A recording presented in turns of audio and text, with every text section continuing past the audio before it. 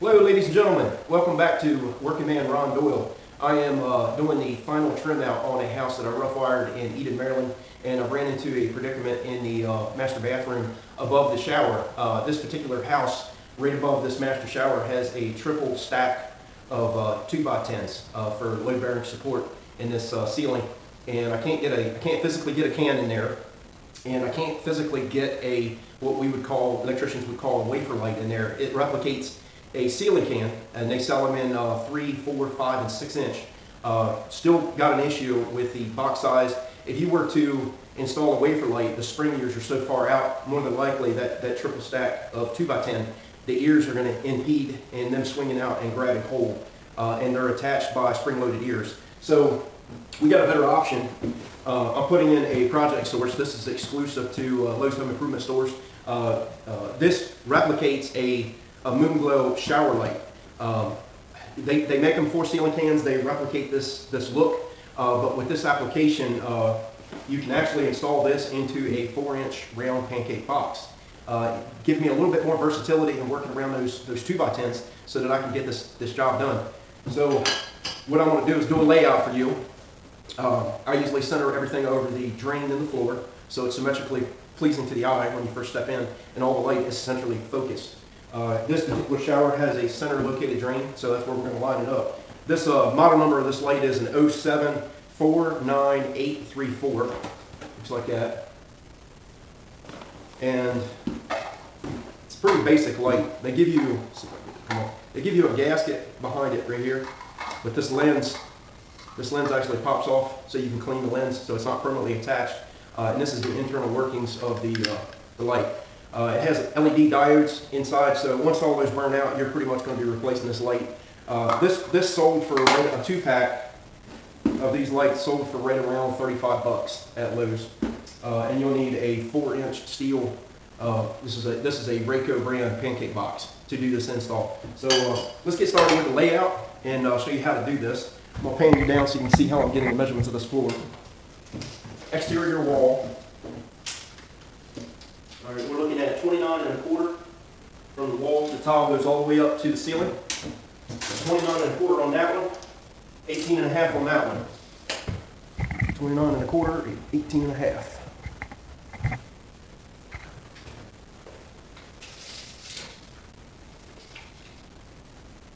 Put a light pencil mark.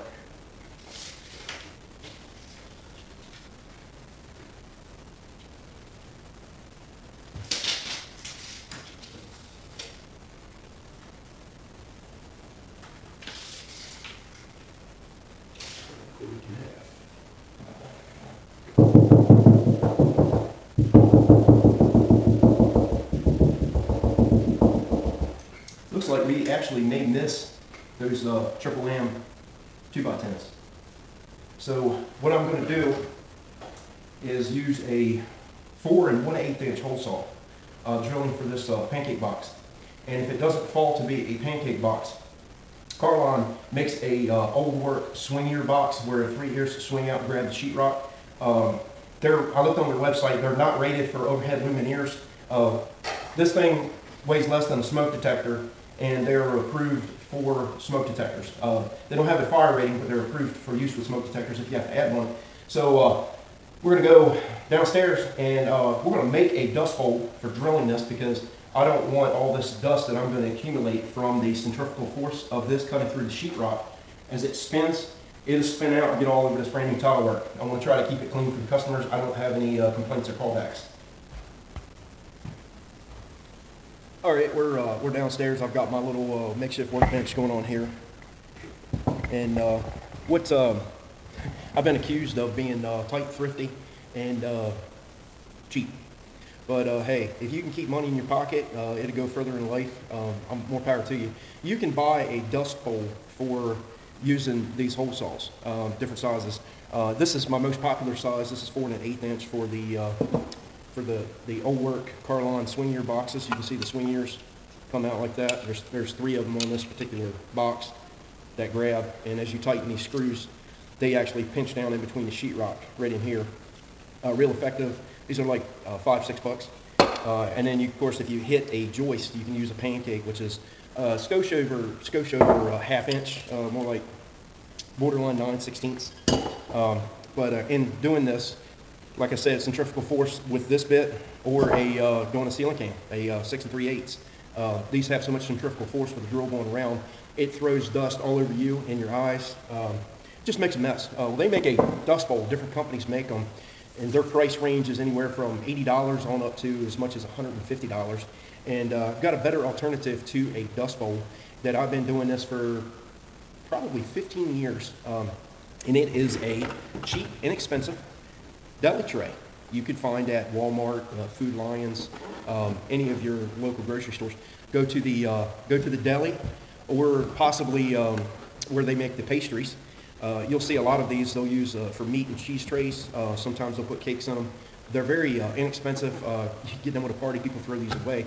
But this makes an awesome dust bowl for drilling with hole saws. I'm going to show you how to make it. So basically, sit you down here on the bench, and we're going to carefully pop this lid off. And we're going to throw that away. You won't ever use that. It's basically, it is breakable, okay, but I've used one of these for, normally I get like 5 years out of it as long as you don't crush it.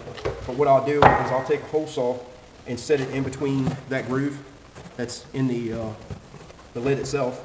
And I'll take my Sharpie. Basically, we're finding center on this.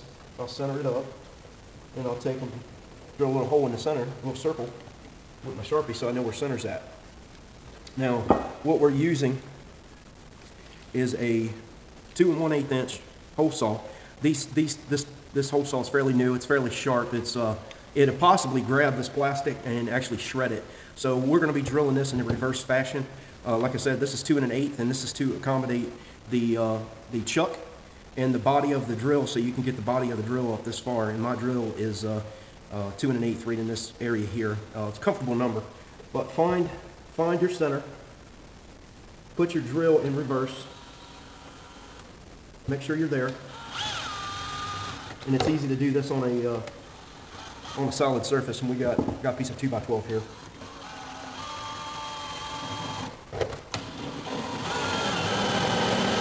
Do it nice and slow so you don't rip it.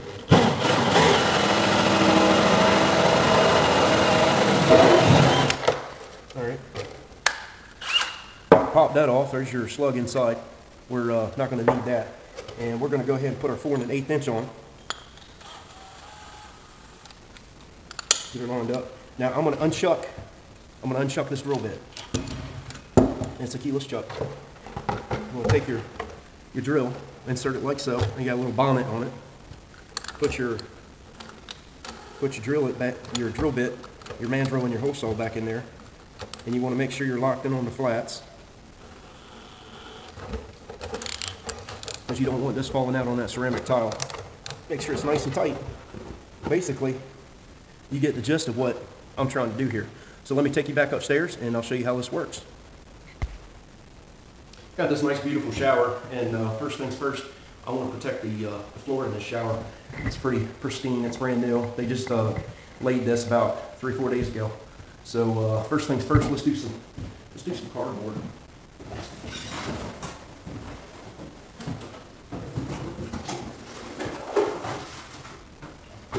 Second thing, and most important, let's do some safety glasses. Turn a little bit of light on. Some light on the subject here.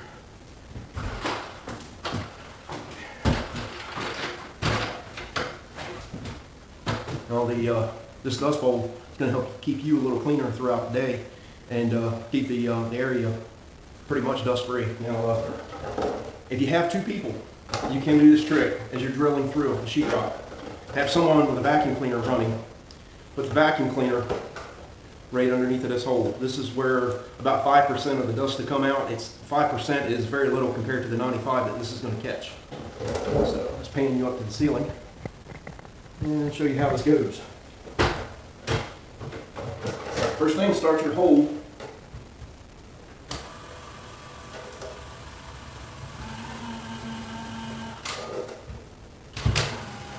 Alright, got the hole started. Take your deli dish, push it up with one hand, hold the drill with the other. Let's put it in clutch. case it gets locked up. I don't want it to get away from me.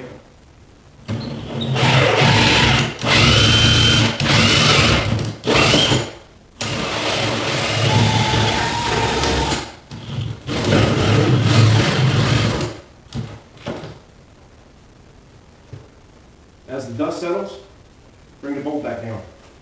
Try to keep it nice and flat. I'll show you what this collected. So now all you got to do is take your trash box and empty this out, and now you're ready for the next hole. Just take your deli container, give it a couple taps on it. I've got the Lennox quick release mandrel.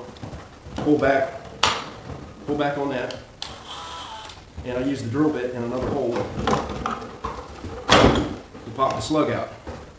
Now this, like I said, this is the 2 1/8 inch hole saw, and just so you all know for reference, this is the 6 3/8 hole saw. It fits the quick chuck mandrel. Now you want to make sure that these lineup pins right there are engaged with the back of the hole saw, where it pulls through and locks. You can see it's flush right back here. Look at your pins are flush on the inside. If you don't make sure that those pins are locked in, what you'll do is you'll torque the hole saw to the mandrel. These mandrels are not cheap. They're about 35 bucks. But you can see how big of a hole saw you can actually do with this deli tray idea. So hopefully that all helps you in doing your next install and save you a few bucks. So let's install this pancake here. Now this house, when I did the rough wiring on it, I pre-planned for the switch. So we have a GFI over here in this location. As you can see, it actually starts over there, and then comes over here, and then from here it feeds over to this switch location. This is over the rim of a shower. It has to be GFI protected. So the wire's already in the ceiling.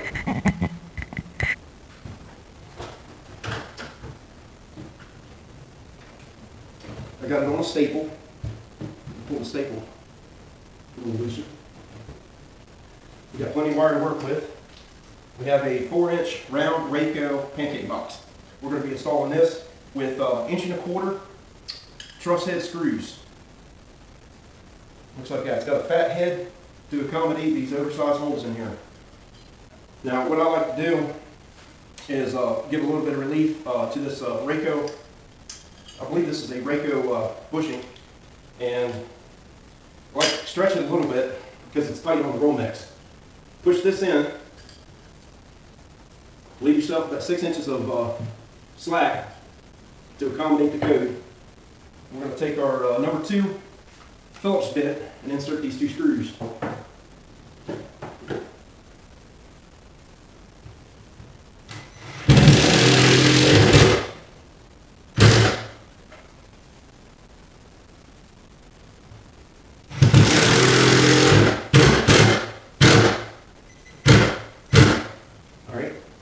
Now that we got that, we're going to go ahead and wire this light up. What we're going to do first is secure the ground. Now this particular box has a grounding screw hole. I pre-install my Romex bushings where they're snap-in style, and I pre-install my green ground screws. So the green ground screw is already in there. I'm just backing it out a little bit. Take your utility knife. Start scoring about a 1/2 inch from the box. So basically your jacket is still inside the pancake. You want to make sure that that jacket's locked on. You take your ground and your hot and your neutral. Take your ground and send it to the opposite side. Spiral your ground on this so that it gets tight in a clockwise fashion. Now, aiding in getting that onto that screw with the Romex bushing there in the way, you can use your needle movers. Try not to overlap your ground because you'll pinch it and shear it off. Not a good thing. I'm going to cut off a little length on these wires, and I'm going to strip back about 3/4 of an inch. Now this particular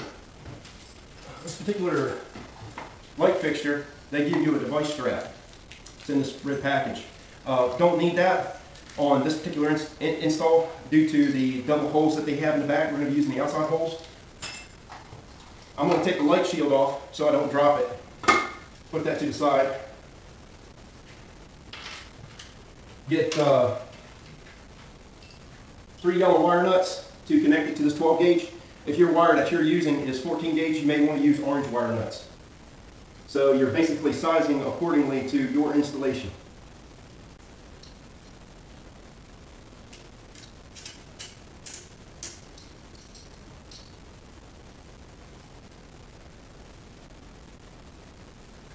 And the wire nuts that I'm using are Morse brand wire nuts. I had really good luck with them. I buy them online from a company called ACDC USA. They are much cheaper than your traditional 3M wire nuts that you would see at the store. And they are code approved. So what you're going to do is you're going to coil these wires in a fashion that they land in the center of the box. Nothing underneath of these ears. When you tighten these 2 ears up, it's quite possible that you could pinch the hot, the neutral, or the ground and pinch that wire right in half, causing an arc fault to be set off at the panel, or to cause a GFI to be set off at your counter over here. So we're going to loosen our screws that come with our Rayco box just about all the way before they would fall out. Now we're going to take our wiring, coil it in the box, being careful not to crush it, and make sure that the wire does not land behind these ears.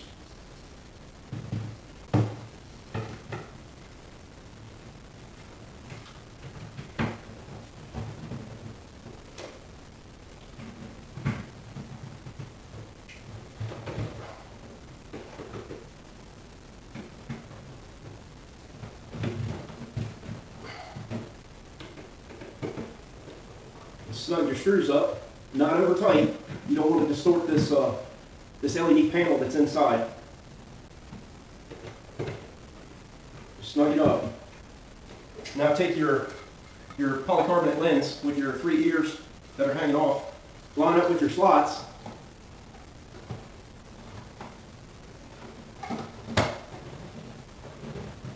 And lock it in.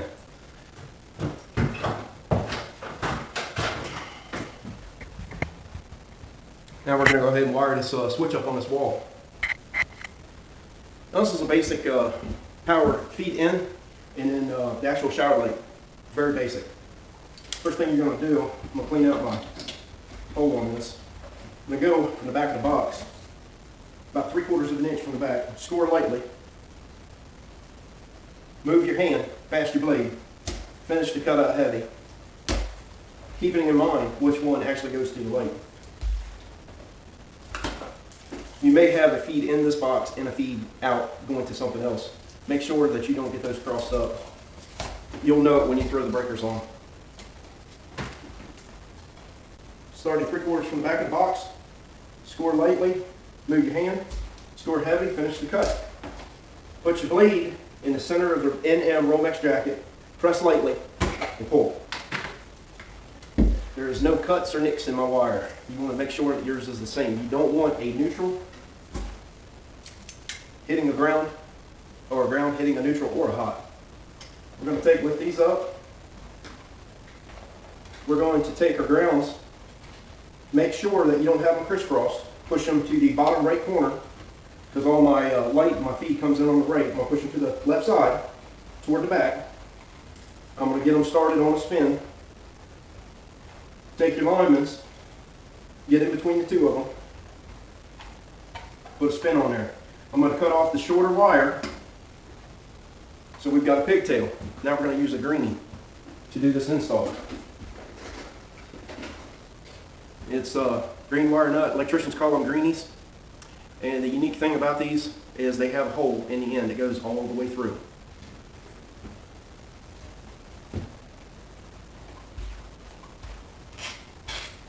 Spin that on, push it to the top, land your bare copper toward the bottom. Now we're going to work on tying our neutrals together. The neutral is a continuous feed from feed all the way to the light. There's no breaks in the neutral. Push your neutrals to the bottom, give a little spin. You need to maintain a minimum of 6 inches from the back of the box out to the end of the wire. I like to go a little long, I go for 80. Cut them off so they're even. You want to strip back on the 12 gauge side if you have 12 gauge wire. Strip 14 if you're on the 14 gauge wire. Using the wrong size will put a band, a cut mark around this wire, and these potentially will break off in the future, causing this light to malfunction. Line these two together. I've stripped 7/8 back. We're going to spin them together. And I'm going to trim them off so they're 5/8 long. Now you want to get a yellow or a tan wire nut. I'm going to put a yellow one there. I'm going to roll this wire in the box.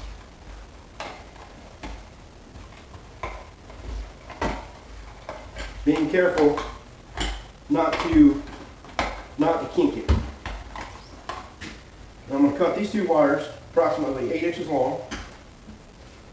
I'm going to strip back 7/8 of an inch.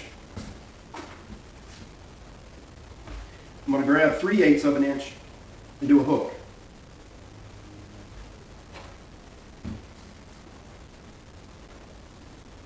These two wires are going to get connected to our switch. All right, now we're going to install our 15 amp single pole Eaton switch. Make sure your wires are in the clockwise fashion, so when you tighten this up, the wire gets tighter around the terminal.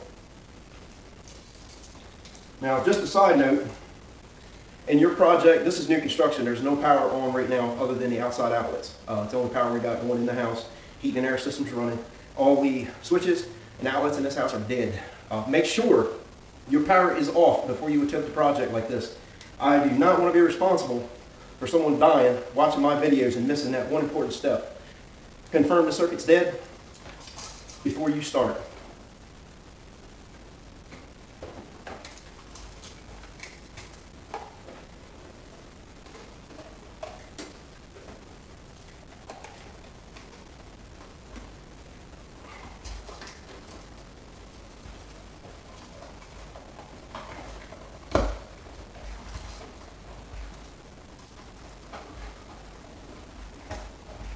Be very careful not to kink your wire.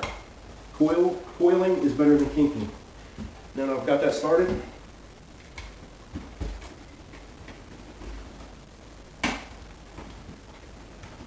let's use a power driver here quicker.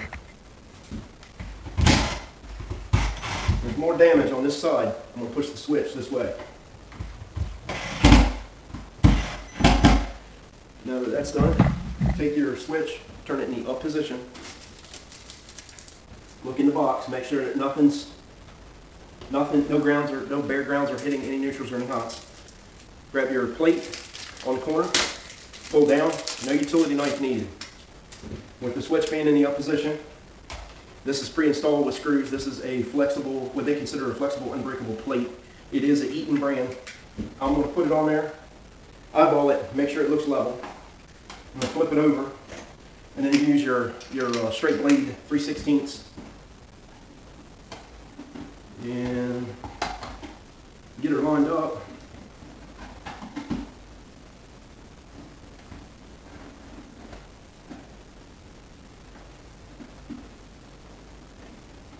And snug them up, not over tight.